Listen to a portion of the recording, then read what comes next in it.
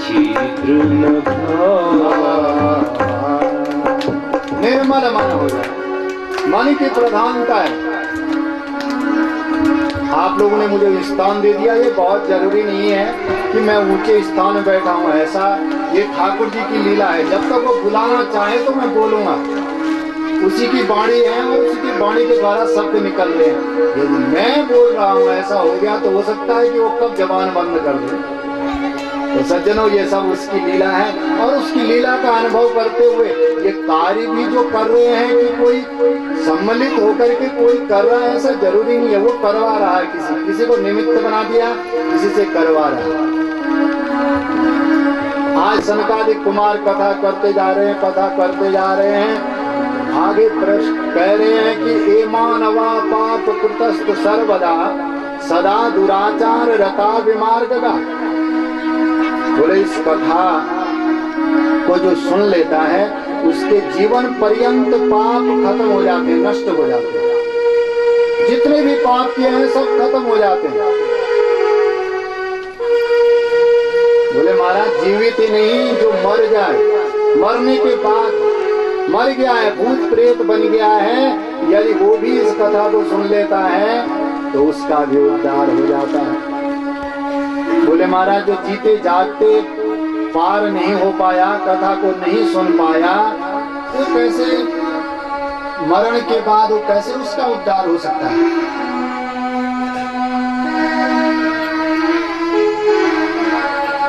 तब कुमार नारद जी को समझा रहे हैं कि बोले देखो एक कथा ऐसी मेरे सामने हुई है।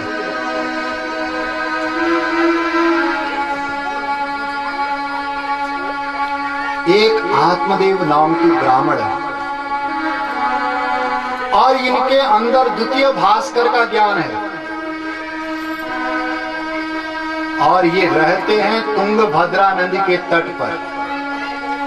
तुंगभद्रा नदी कैसे है? बोले तुंगम भद्रम कल्याणम करोति सह तुंगभद्रा नद्याम तटे। तुंगभद्रे तुंगभद्रा तटे पूर्व अभूत मनुत्तमं यत्र वर्णा स्वधर्मेण सत्य सत्कर्म तत्परः। ये ब्राह्मण है, सारे वेद वेदांतों का ज्ञान इसे है और रोज सवेरे उठ करके अपना सत्य जप तप नियम सब करता है। बड़ा अच्छा ब्राह्मण है। सब कुछ संपन्न होने के बाद भी एक कमी है, इसके घर में कोई पुत्र नहीं है। पुत्र नहीं है तो इस बात से बड़ा दुखी रहता है। और जब किसी के पास कोई कमी हो संसार में, किसी के पास धन नहीं है तो पुत्र पौत्र ज्यादा है, किसी के पास पुत्र पौत्र हैं तो भगवान ने की लीला बड़ी विचित्र है। संपन्न कोई नहीं है, जहां जिसकी कमी है और लोक वार्ता रता क्रूराहा प्रायसो बहु जल्पिका। लोग उसकी मजाक उड़ाने लग जाते हैं। अरे तुम्हारे घर में तो ऐसा है, अरे तुम्हारे पास तो इसके लिए भी पैसे नहीं है क्या? और सज्जनों, हित मित्र भी यदि ऐसे ही हो जाए तो फिर उसका जीना बड़ा कठिन हो जाता है। लोक में वार्ता चलती रहती है और कभी कभी इनके सामने भी ये बातें आ जाती हैं कि भाई तुम्हारे घर में पुत्र नहीं है। बड़े दुखी रहते हैं। एक दिन दुख से आतुर होकर के नदी के तट पर चले गए सज्जन। ध्यान देना, ये हमारे आपके जीवन की कथाएं हैं।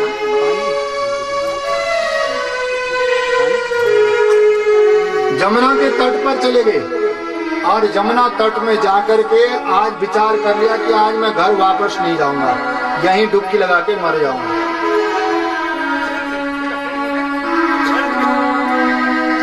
एक यति संत निकले जा रहे हैं वहां से। संत ने दूर से देखा ब्राह्मण बड़ा तेजस्वी है, इसका ललाट चमक रहा है, हो न हो कोई विद्वान है। करीब जा गए और वहां जाकर के पूछा कथम रोदसी विप्रत्वं खाते चिंता बलीयसी वदतं सत्वरं मह्यं स्वस्य दुःखस्य कारणं। बताओ क्या बात है? स्वस्य दुःखस्य कारणं, क्या दुख है आपको, क्यों रो रहे हो? अरे विद्वान हो, मुझे लगता है तुम्हारे जीवन में तुम्हें कोई गुरु नहीं मिला शायद। अरे चिंता मत करो, हम तुम्हें मंत्र दे देते हैं और इस मंत्र का जाप करना, भवसागर से पार हो जाओगे। अरे संसार में कुछ नहीं रखा और बोले महाराज मैं भगवान को प्राप्त करने के लिए नहीं रो रहा हूँ, ना ही मैं माला जाप करने के लिए रो रहा हूँ, फिर क्या चाहिए? बोले महाराज सब कुछ है मेरे घर में, एक पुत्र की कमी है, मेरे घर में पुत्र नहीं है, पुत्र हो जाए तो सब इच्छाएं पूरी हो जाए। अरे बोले बेटा कुछ नहीं रखा है संसार में, चलो मेरे साथ चलो, चेला बन जाओ, भजन करना। बोले महाराज रोज मैं भी यही उपदेश देता हूँ, जजमानों के घरों में जब जाता हूँ तो यही कहता हूँ बेटा संसार कुछ नहीं है, सब भजन करो, भजन के अलावा कहीं कुछ नहीं दिखाई देता। महाराज ये उपदेश मुझे नहीं चाहिए, मुझे तो पुत्र की कामना है, मुझे पुत्र अगर आप दे सकते हैं तो बहुत अच्छी बात है, नहीं तो क्या है इस संसार में आकर के धिग जीवितम प्रजाहीनम धिग्रहं च प्रजां विना धिग धनं चानपत्यस्य धिक्कुलं संतति विना। क्या करना है संसार में आकर के, धन ऐश्वर्य का क्या करना जब तक संतान ही नहीं है हमारे पास। अरे महाराज कुछ कार्य करो कि ताकि मेरी संतति हो जाए। महाराज ने मस्तिष्क देखा, मस्तिष्क देख करके बता दिया, बोले एक जन्म नहीं सप्त जन्मावधि तव न पुत्रो न पुत्री, कुछ भी नहीं होगा 7 जन्म तक। जिसको एक जन्म का दुख सता रहा था इन्होंने और विपदा डाल दी, 7 जन्म तक कोई नहीं होगा। और ब्राह्मण भी बड़ा तेज दिमाग का होता है, उसकी बुद्धि थोड़ी परखर होती है। बोले महाराज बस सब रास्ते मिल गए अब मुझे, जो 7 जन्म के बारे में जान सकता है तो वो इस जन्म में भी मुझे पुत्र दे सकता है। अब या तो आप मुझे इस जन्म में पुत्र दो, अन्यथा क्या कहते हैं आपके सामने मैं डूब जाऊंगा, फांसी खा लूंगा, ब्रह्म हत्या का पाप तुम्हें लगेगा। सन्यासी को बड़ा दुख हुआ। अरे मुंचा ज्ञानम प्रजारूपम बलिष्ठा कर्मणो गति विवेकं तु समासाद्य त्यज संसार वासना। अरे बेटा ये कर्म की गति है, ये कर्म की गति बड़ी प्रबल होती है, यहाँ जो होना है उस विधाता ने लिख दिया वही होगा। अब संत अंदर से चिंतित भी हैं कि कहीं इसने यदि यहीं डुबकी लगा करके मर जाएगा तो ब्रह्म हत्या का पाप भी मुझे लगना है, क्या करूं? ये मानने के लिए तैयार नहीं है। संत जी ने अपनी झोली से एक फल निकाला, फल निकाल करके कह दिया कि लो ये फल ले जाओ, अपनी देवी को पत्नी को खिला देना। जय हो महाराज, चरणों में पड़ गया, ठीक है जाकर के खिला देना। लेकर के गया पत्नी के पास, सारी घटना इसको सुना दी और सारी घटना सुना करके देवी ने कहा देखो संत का प्रसाद दिया हुआ, अभी नहीं झाड़ू पोछा कर लेती हूँ और वहां के बाद में नहाऊंगी धोऊंगी, उसके बाद इस फल को खा लूंगी। पत्नी पर ज्यादा विश्वास करना अच्छा नहीं है, उतना ही विश्वास करना चाहिए जितना जरूरी है। और इन्होंने पूरा विश्वास कर लिया तो फल को दे दिया, खा लेना है। अच्छा देवी भूलना मत, खा ले। हाँ महाराज चिंता मत करो, आप तो श्राद्ध पूजा पाठ करके आओ। ये चले गए श्राद्ध पूजा पाठ करने के लिए। अब इस देवी के मन में प्रश्न उठने लगे, मैंने ये फल खा लिया, अनेक प्रकार के प्रश्न उठने लगे। तो बगल वाली इसकी बहन आई, क्या हुआ बहना? अरे बोले ये हमारे पतिदेव में ये फल लेकर के आए हैं, कहते हैं कि संत ने कह रखा है। कहीं बहना फल खाने से ही बच्चा होता है क्या? बगल वाली ने समझाया ऐसा मत समझ, संत का प्रसाद है, खा ले, हो न हो कुछ अच्छा हो जाए तेरे घर में भी। उसने अच्छा समझाया। बोले ठीक है बहना, जा तू भी खा लूंगा। इसकी दूर रहने वाली एक बहन आई। बहन से कहा बहना तू बड़ी बोली अच्छी आई, क्या बात है?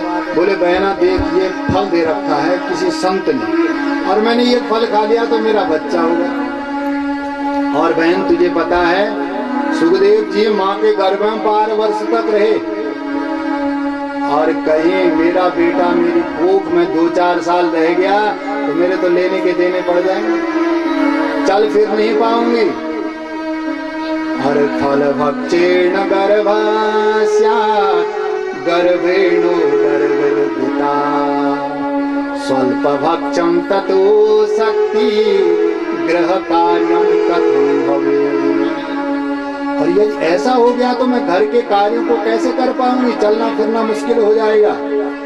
देवाद घाटी ब्रजेद ग्रामे पलायेद गर्भणे कथम सुखवन्नी वसेद गर्भस् तत्कुक्षे कथमाश्रये। बड़ी दुखी होंगी, चल फिर नहीं पाएंगी, घर के कामों को कौन करेगा। इसलिए बहना ऐसा कर। बोल बहना क्या बात है? तेरे पास संतान बहुत है, मेरे पास संपत्ति बहुत है, ऐसा कर मैं तुझे संपत्ति दे दूंगी, तू मुझे अपना पुत्र दे देना। हाँ बहना ठीक कहा है, बिल्कुल ऐसे ही करूंगी। बोले ऐसा है, शर्त रही तेरी मेरी, वचन से मुकर मत जाइए। हाँ बहना बिल्कुल ठीक है, वचन दे दिया तुझे, और इस बात की किसी को कानों के कान खबर नहीं पड़नी चाहिए, तेरे और मेरे अलावा तीसरे को पतो ना हो ये बात। कुतर्क वाली बुद्धि है, और कुतर्क करके दोनों बहनों ने हाँ भर ली और इसको धन दे दिया। दूर वाली बहन अपने घर को चले गई। समय उपस्थित हुआ सज्जनों, समय उपस्थित होते ही इसके बहन के पास पुत्र हुआ, ला करके धुंधुली को सौंप दिया। और धुंधुली ने देखा पुत्र आ गया, इसने बड़ा नाटक किया। रोज दरवाजे पर आकर के आरती पूजा करने के लिए तैयार रहती थी पतिदेव की। आज आरती पूजा करने भी नहीं आई। पतिदेव ने सोचा क्या हो रहा, देखो अंदर जाकर के देखा तो वहां एक नील मणिसार लाला इसके बगल में लेटा हुआ है। बड़े प्रसन्न हुए आए तो प्रसन्न होकर के आनंदित होने लगे, अपने कार्यों को करने लगे। तो सज्जनों कुछ महीने बाद देखते हैं कि एक गाय ने भी एक बच्चा पैदा किया। तो सज्जनों ये बच्चा कैसा है? इसके कान गाय के जैसे हैं और शरीर जीव का, मनुष्य का है। आत्मदेव जी और भी प्रसन्न हो गए, गांव वालों को कहने लगे देखा भगवान देता है तो छप्पर फाड़ के देता है। अब तक एक पुत्र नहीं था, अब तो गाय माता ने पुत्र दे दिया है। परम प्रसन्न। बोले ऐसा करते हैं देवी, अब दोनों बालकों का नामकरण साथ ही साथ कर लेते। बोले तुमने ठीक कहा, बिल्कुल करते हैं। धुंधुली के पुत्र को बुलाया आत्मदेव जी ने। बोले इसका नाम हम रखेंगे, क्या रखें? बोले मेरा नाम आत्मदेव है, इसका नाम परमात्मा देव बनेगा। बोले वाह, इतने महीनों तक परेशानी मैंने झेली और नाम तुम रखोगे, हम ही नाम भी रखेंगे। बोलो क्या नाम रखोगे? बोले मेरा नाम धुंधुली है, इसका नाम धनुकारी है। ठीक है देवी, तुम्हारी जैसी इच्छा है। और ये गाय का जो बछड़ा है, बोले इसका नाम, गाय के कान है इसका नाम रखा जाएगा गोकर्ण जी। दोनों बालक इनके बड़े होने लगे सज्जनों।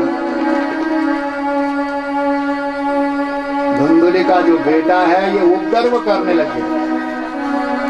कभी किसी की बच्चियां खोल आता है, कभी किसी के बच्चे की पिटाई कर देता है।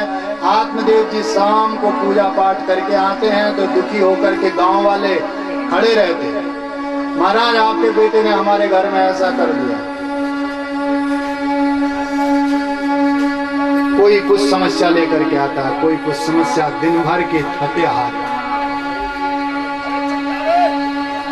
अब समझ में आई कि वो संत ठीक कह रहे थे, बेटा भजन कर लो, भजन कर लोगे तो पार हो जाओगे। ऐसे बेटे को होने से न होना होता तो अच्छा था। उस समय बेटे की इच्छा। तो सज्जनों, यही है हमारे जीवन की भी व्यथा। जीवन में कर्म और धर्म नाम के ही दो बेटे हैं जो हम कर रहे हैं। क्या हमारा कर्म है और कौन सा हमारा उस कर्म के द्वारा धर्म बनना है।